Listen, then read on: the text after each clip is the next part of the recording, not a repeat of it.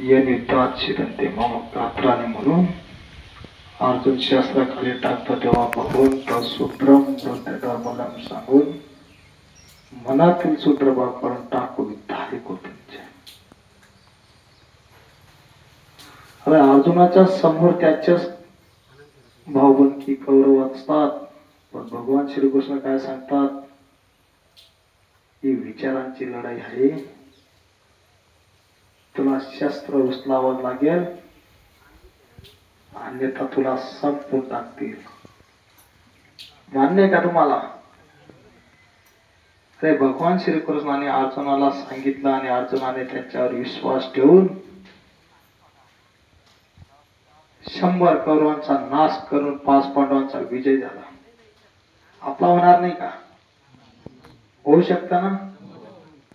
मला सांगा, शासन किती ब्लाटे असू द्या, आज सत्ता भाजपच्या हातात आहे, उद्या काँग्रेसच्या हातात जाईल. आज यांच्याकडनं भीक मागणार, उद्या त्यांच्याकडनं भीक मागणार, मग तुम्ही सक्षम केव्हा होणार? जरी भाजपचे लोक आपल्याला साथ देत नसतील, सत्ताधारी आपल्याला साथ देत नसतील, विरुद्ध पक्ष सुद्धा आपल्याला साथ देत नाही, याला कारण एकच आहे, त्यांना माहिती आहे,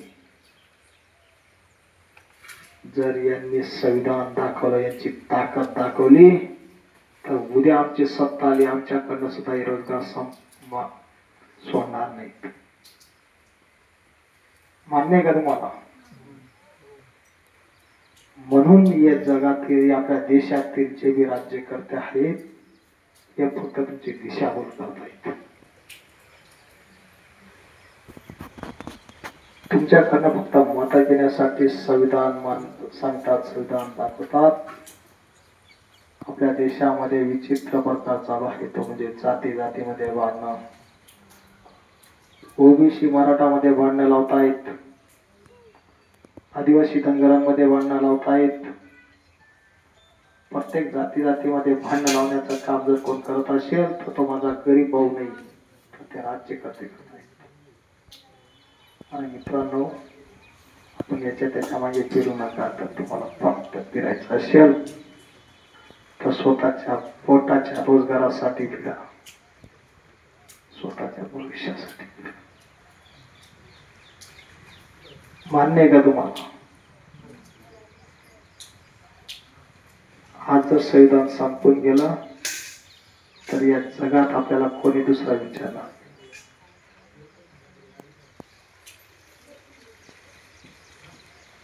आपली मागणी काय चुकीची आहे का? आपण जास्त पणावर काम केलं. मी स्वतः बिलादेवर येतात 3रीचा वर्ग सांभाळलो, 334 दिवस रेग्युलर काम केलं. वर्ग शिक्षक म्हणून काम केलं. मला 10,000 रुपये स्टेट बँकेत मानधन दिलं. एकनाथ शिंदे ते 6 महिन्यात आपल्याला परमानंट नोकरी देणार असं त्यांनी शब्द दिला. निवडणुकीच्या वेळेस जरी शब्द दिला असेल, पण संविधानिक पदावर असताना जो शब्द दिला तो एका कलमापेक्षा कमी राहत नाही.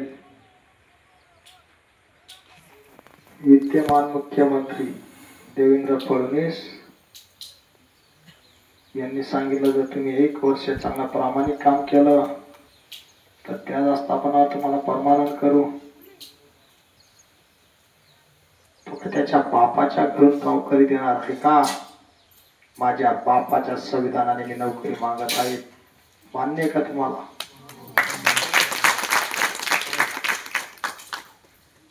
अरे आपल्या खात्याच्या मंत्री त्याला बोलता सुद्धा येत नाही.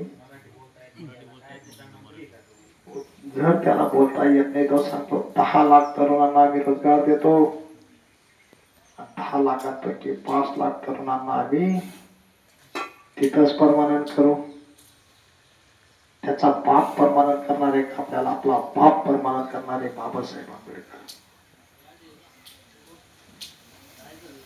आपल्या बापाच्या संविधानाने मी सांगतो, 1947च्या कायद्यामध्ये मी स्वतः बिलादेवर बसलोय, कामगार कायद्यामध्ये